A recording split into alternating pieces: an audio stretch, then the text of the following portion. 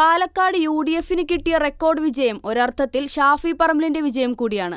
വോട്ടെണ്ണൽ ആരംഭിച്ച് മൂന്നാം റൗണ്ട് എത്തിയപ്പോൾ എണ്ണിയത് പാലക്കാട് നഗരസഭയിലെ വോട്ടുകളായിരുന്നു. പാലക്കാട് നഗരസഭയിൽ രാഹുൽ ലീഡെടുത്തു തുടങ്ങിയപ്പോൾ തന്നെ ഷാഫി പറമ്പിൽ വിജയാശംസകൾ നേർന്നു ഫേസ്ബുക്കിൽ കുറിപ്പിട്ടു. പാലക്കാട് നഗരസഭയിൽ വോട്ടുകൾ അനുകൂലമായപ്പോൾ തന്നെ ഷാഫിക്ക് വിജയം ഉറപ്പായിരുന്നു. ഷാഫി പറമ്പിലിന് പോലും കിട്ടാത്ത ലീഡാണ് പാലക്കാട് നഗരസഭയിൽ രാഹുലിന് നേടാനായത്. ഷാഫി പറമ്പിലിന്റെ അനുഗാമിയായി രാഹുൽ മാങ്കൂട്ടത്തിലിനെ നിശ്ചയിച്ചപ്പോൾ തന്നെ പടലപ്പിണക്കങ്ങൾ തുടങ്ങിയിരുന്നു. അതും കോൺഗ്രസിനുള്ളിൽ നിന്നു തന്നെയായിരുന്നു വിമർശനങ്ങളെല്ലാം. പാലക്കാട് കോൺഗ്രസിന്റെ കരുത്തനായ ഡോക്ടർ പി സരിനാണ് ആദ്യം എതിർപ്പുമായി രംഗത്തെത്തിയത്. ഷാഫി പറമ്പിലിനെ പരസ്യമായി വിമർശിച്ചുകൊണ്ടായിരുന്നു തുടക്കം. സരിൻ ഇടതുപാളയത്തിലെത്തിയതിനു പിന്നാലെ യൂത്ത് കോൺഗ്രസ് നേതാവായ ഷാനിബും മറുകണ്ഠം ചാടി. എല്ലാം ഷാഫി പറമ്പിലിനോടുള്ള വിരോധം തന്നെ. പാർട്ടിയിൽ പൊട്ടിത്തെറികളും നേതാക്കളുടെ കൊഴിഞ്ഞുപോക്കും ഉണ്ടായപ്പോൾ തന്നെ കോൺഗ്രസ് നേതാക്കൾക്കിടയിലും എതിരഭിപ്രായം ഉയർന്നു തുടങ്ങി. ഷാഫിയും പ്രതിപക്ഷ നേതാവ് VD സതീശനും ചേർന്നാണ് സ്ഥാനാർത്ഥിയെ നിശ്ചയിച്ചതെന്നാണ് നേതാക്കൾ വിശദീകരിച്ചത്. രാഹുൽ തോറ്റാൽ അതിന്റെ പൂർണ്ണ ഉത്തരവാദിത്വം ഷാഫി പറമ്പിലിന്റെ മേലും പ്രതിപക്ഷ നേതാവിന്റെ മേലും കെട്ടിവെക്കാനാണ് കോൺഗ്രസ് നേതാക്കൾ തയ്യാറെടുത്തിരിക്കുന്നത്. എന്നാൽ ഇത് തിരിച്ചറിഞ്ഞ ഷാഫി പറമ്പിൽ കളമറിഞ്ഞു തന്നെ പണിയെടുത്തു തുടങ്ങി.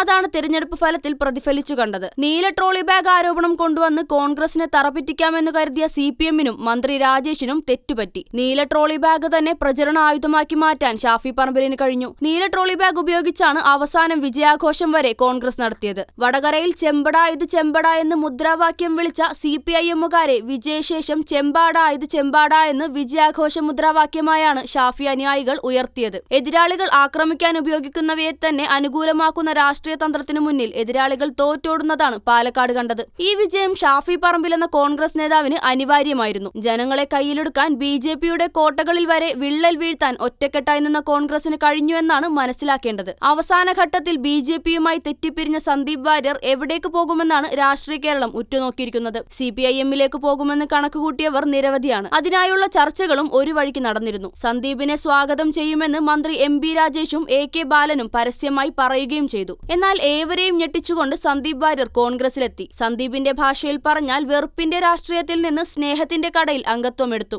അതിനു പിന്നിൽ നടന്ന രാഷ്ട്രീയ നീക്കം കോൺഗ്രസിനെ സംബന്ധിച്ച് ഗംഭീരമായിരുന്നു. അതുവരെ കാണാതിരുന്ന അച്ചടക്കം ഈ കാര്യത്തിൽ കോൺഗ്രസിൽ പ്രകടമായിരുന്നു. ഒരു കാര്യം ചെയ്യുന്നതിനു മുൻപ് 4 ആളെ അറിയിക്കുക എന്നത് കോൺഗ്രസ് നേതാക്കളുടെ ശീലമായിരുന്നു. എന്നാൽ സന്ദീപ് വാര്യരുടെ കാര്യത്തിൽ രഹസ്യം സൂക്ഷിക്കാൻ കോൺഗ്രസ് നേതാക്കൾക്ക് കഴിഞ്ഞു എന്ന് മാത്രമല്ല, അവസാന നിമിഷം വരെ സസ്പെൻസ് നിലനിർത്താനും കഴിഞ്ഞു. സന്ദീപ് വാര്യരുടെ കോൺഗ്രസിലേക്കുള്ള വരവിനെ പല വിധത്തിൽ CPIMും BJPയും ആക്ഷേപിക്കാൻ ശ്രമിച്ചെങ്കിലും ഫലം കണ്ടില്ല എന്ന് വേണം കരുതാൻ. ഏതായാലും കരുതലോടെയുള്ള രാഷ്ട്രീയ നീക്കങ്ങൾ കോൺഗ്രസിന് ഗുണം ചെയ്തു എന്ന് മനസ്സിലാക്കാം. അതിൽ ഷാഫിയുടെ പങ്ക് നിർണായകവുമാണ്.